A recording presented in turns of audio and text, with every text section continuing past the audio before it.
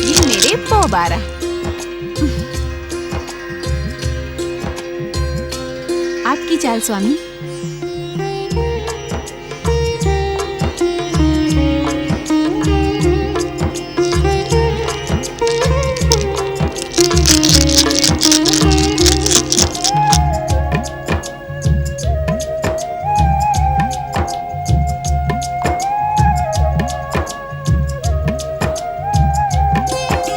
स्वामी, आप मौन क्यों हैं?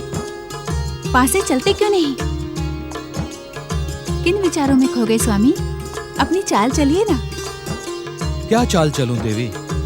तुम्हारे काले मोहरे मुझे असुर और दैत्यों जैसे दिखाई पड़ रहे हैं। मेरे श्वेत मोहरे देवताओं के समान सीधे और सात्विक हैं। यदि मैं इन्हें आगे बढ़ाता हूँ तो तुम्हारे काले असुर इन पर टूट पड़ेंगे। मैं यही सोच रहा हूँ। आपके देवता क्या निर्बल और कायर हैं? क्या ये टकराकर आगे बढ़ना नहीं जानते?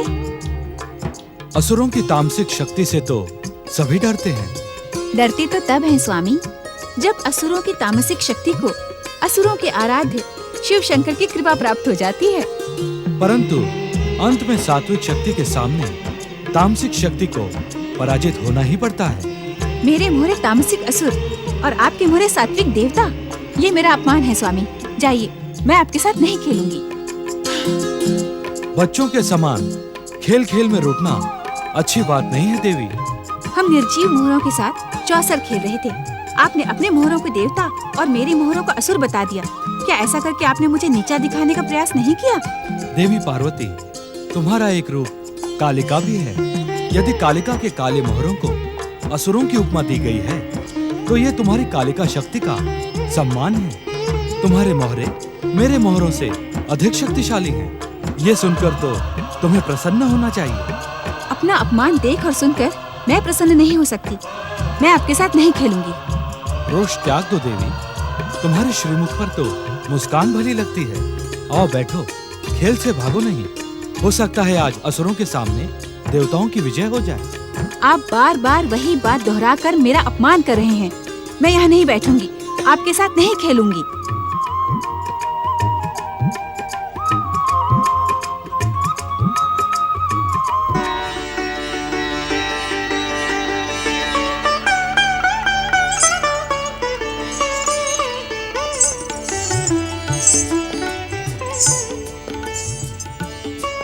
ओम नमः शिवाय। हर हर महादेव।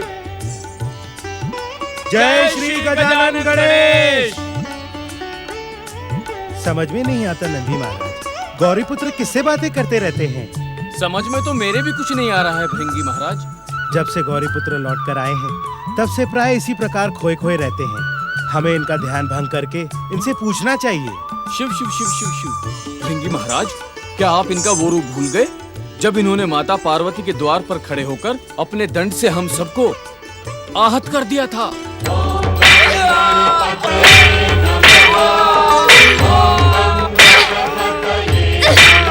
वह समय और था नंदी महाराज। अब तो गौरी पुत्र हमारे मित्र बन गए हैं। अब ये हमें दंडित क्यों करेंगे? तो हमें क्या करना चाहिए? हम इन्हें गणेशाय नमः कहकर पुकारते हैं, तभी ये हमारी ओर ध्यान देंगे। ओम श्री गणेशाय नमः। ओम गजाननाय नमः। ओम श्री गणेशाय नमः। ओम एकदंताय नमः। ओम गौरीपुत्राय नमः। ओम अग्रपूज्यताय नमः। तुम दोनों पर क्या संकट आ पड़ा जो तुम दोनों ने हमें पुकारा? आपके होते हुए हम पर संकट कैसे आ सकता है गौरीपुत्र?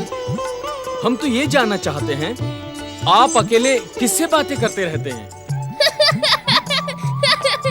नंदी महाराज, मुझे पुकारते समय आप जिन महादेव शिव शंकर को पुकार रहे थे, मैं उन्हीं से बातें कर रहा था।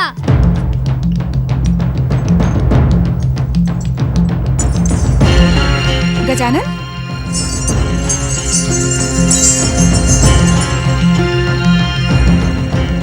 क्षमा करना माता, मैंने सोचा कि आप विश्राम कर रही हैं, इसीलिए मैं आपके पास नहीं आया। क्या इसी कारण आप मुझसे रुष्ट हो गई? मैं तुम्हारे साथ रुष्ट नहीं हूँ गजानन। यह कहकर आपने मेरी चिंता का अंत कर दिया माता। परंतु मुझे संतोष तब तक नहीं आएगा जब तक मैं ये जान नहीं लेता कि आपके रोष का पात्र कौन है। तुम्हारे पिता महादेव। वे खेल में मेरे साथ छल करते हैं, अपने आनंद के लिए मेरा उपहास उड़ाते हैं, अपमान करते हैं। मैं समझा नहीं माता। वे चौसर की खेल में अपने सफेद मोहरों को देवता और मेरे काले मोहरों को असुर बताते हैं। तुम ही बताओ गजानन, मैं ये सब कब तक सहती रहूंगी? नंदी महाराज, अब हमारी परीक्षा का समय आ पहुंचा है। मुझे एक सुपुत्र का कर्तव्य निभाना है और आपको एक सुसेवक का। किस प्रकार श्री गणेश? हम दोनों को मिलकर पिताश्री और माताश्री के बीच पैदा हुए विवाद को अपनी चतुराई से समाप्त करना है। नहीं गणपति, ये कार्य तुमसे नहीं होगा। तुम्हारे पिता भोलेनाथ योगी होने के साथ साथ हठ योगी भी हैं। वे जो कुछ एक बार ठान लेते हैं उससे टिकते नहीं। तो क्या करोगी माता?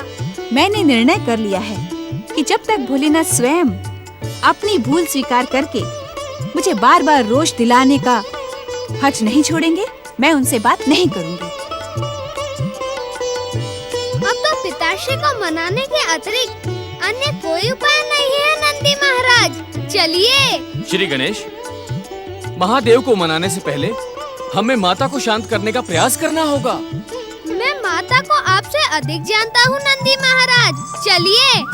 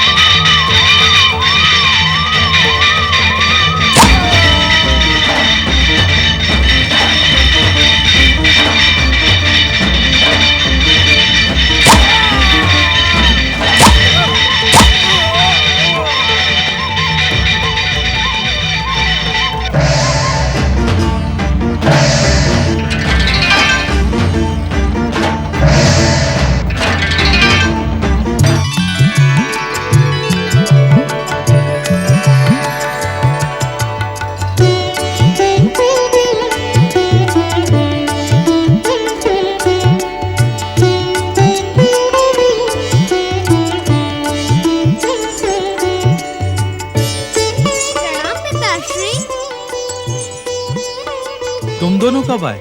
अभी अभी हम आपको लेने आए हैं। कहाँ जाना है मुझे?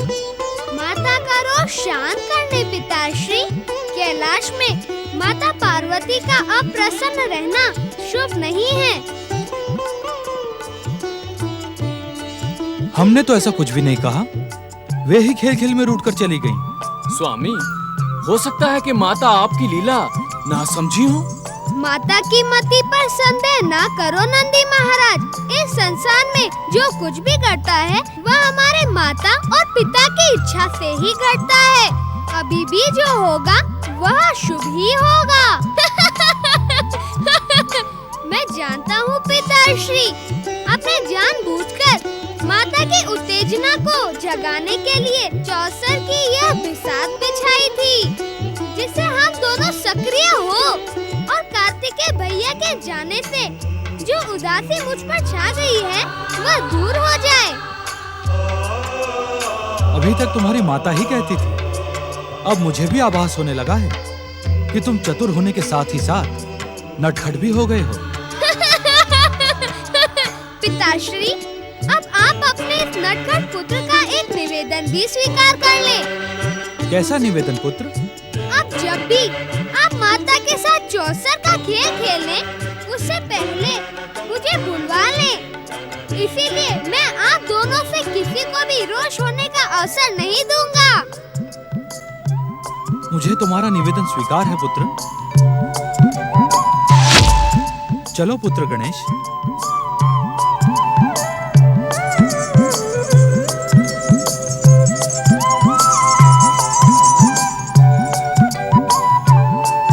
प्रणाम माताश्री। महादेव आप पर कृपालु हो चुके हैं। अब अपने रोष का त्याग कर आप महादेव का हार्दिक प्रेम स्वीकार करें। हम सबको पुनः अपनी प्रसन्नता प्रदान करें देवी। तुम्हारे रोष के कारण यहाँ का वातावरण विषादमय हो गया है। अपने मुखमंडल पर आनंद की आभा बिखेरे माता। हम तुम्हारे कृपा दान के इच्छुक हैं।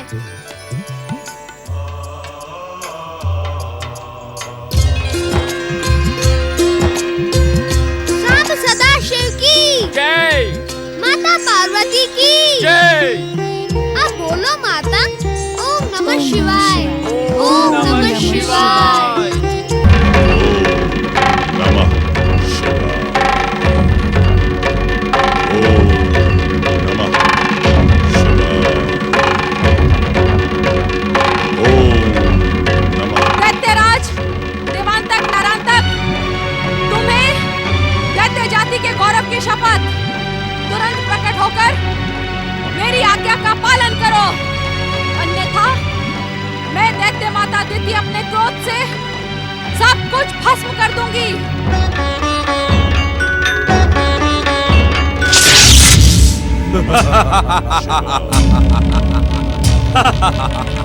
प्रणाम दैत्य माता।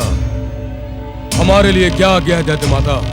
कश्यप, अदिति और उनके पुत्र गजमुख महोत्कट ने मुझे बार बार अपमानित, कलंकित और प्रताड़ित किया है। उन तीनों ने मेरा जीवन मृत्यु से भी कष्टदायी बना दिया। मैं अपनी दृष्टि से ही गिर गई हूँ। स्वयं पर मुझे विश्वास नहीं रहा। तुम दोनों अपनी वरदानी शक्ति का प्रयोग करके उन तीनों को नष्ट कर दो। ठहरो। महर्षि कश्यप, देवमाता अदिति और परम देव महागणेश के अवतार महोत्कट श्री गणेश का तुम दोनों बाल भी बांका नहीं कर पाओगे। तो सारे संसार को नष्ट भ्रष्ट कर दो। महाप्रलय से पूर्व ही संसार को महाप्रलय के संकट में धकेल दो। रक्त की हाहाकार करती नदी को बहा दो, किंतु किसी भी प्रकार अपनी दैत्य माता के स्वाभिमान की रक्षा करो। जाओ। देवांतक और नरांतक, इनके आदेश का पालन कदापि न करना। दैत्य माता दीदी अपने क्रोध के कारण विक्षिप्त हो गई हैं। यदि कश्यप, अदिति और महोत्कट श्री गणेश पर तुमने प्रहार किया तो समय से पहले ही नष्ट हो जाओगे। जाओ, अपने अपने स्थान पर चले जाओ। तुम बार बार दैत्य शत्रु की भूमिका क्यों निभाते हो शुक्राचार्य? दैत्य शत्रु मैं नहीं, आप हैं दैत्य माता। आप मेरा अपमान करने की भयानक भूल कर रहे हैं शुक्राचार्य। अपनी शिव भक्ति के कारण तुम दैत्यों को देवताओं के समान कायर, निर्बल और निरीह बना देना चाहते हो, जबकि राजनीति कहती है कि शत्रु को अवसर देने से पहले ही नष्ट कर दो। संसार के हर पराक्रम और राजनीति की सफलता का रहस्य भक्ति में ही छुपा होता है। भक्ति की हमें तनिक भी आवश्यकता नहीं है दैत्य गुरु। हम दैत्य हैं, युद्ध और पराक्रम की भाषा ही समझते हैं। युद्ध और पराक्रम की भाषा समझने और उसमें विजय पाने के लिए तुम दोनों ने अनेक वर्षों तक भगवान शिव की भक्ति और आराधना की है। जिसे आप भक्ति और आराधना कहते हैं उसे हम स्वार्थ साधना कहते हैं। दिव्य शक्तियां और दिव्य वरदान पाने के लिए ही हमने शिव की भक्ति की थी। क्यों भैया नरांतक? हाँ। क्यों? तुमने सुना शुक्राचार्य? अब दैत्यों और असुरों का विश्वास तुम पर से समाप्त हो चुका है। अब दैत्य जाति को तुम्हारी कोई आवश्यकता नहीं है। तुम इस आश्रम में बैठकर शिव आराधना करते रहो। अब दैत्य वही करेंगे जो मैं कहूंगी। आपके बताए मार्ग पर चलकर दैत्य जाति का सर्वनाश हो जाएगा, विध्वंस हो जाएगी दैत्य जाति। तुम्हारी बुद्धि भ्रमित हो गई है शुक्राचार्य। क्या तुम इतना भी नहीं जानते कि विध्वंस के पश्चात ही रचना का प्रारंभ होता है? मैं इन दोनों को विध्वंस नहीं महाविध्वंस, महाप्रलय का ही आदेश देती हूँ, जिसके पश्चात इस संसार में दैत्य जाति की आराधना का प्रारंभ होगा। देवांतक, नरांतक, आज्ञा दैत्य माता। इस दैत्य शत्रु की बातों में अपना समय नष्ट ना करो। जाओ और कश्यप, अदिति और उनके पुत्र गजमुख महोत्कट का सर्वनाश कर दो। जो आज्ञा दैत्य माता। दैत्यों के आराध्य हे अच्युतोष शिव शंकर, इस दुष्ट बुद्धि दीति की प्रतिशोध से दैत्य जाति की रक्षा करना। तुम जैसे कायर और निर्बल के ऊपर ऐसी प्रार्थना ही भली लगती है, परंतु सावधान रहना शुक्राचार्य। जिस समय मेरे आदेश से देवांतक और नरांतक ने इस संसार में महाप्रलय की भूमिका रच दी, उस समय इस संसार को तुम्हारे प्रलयंकर शिवशंकर की भी आवश्यकता नहीं रहेगी।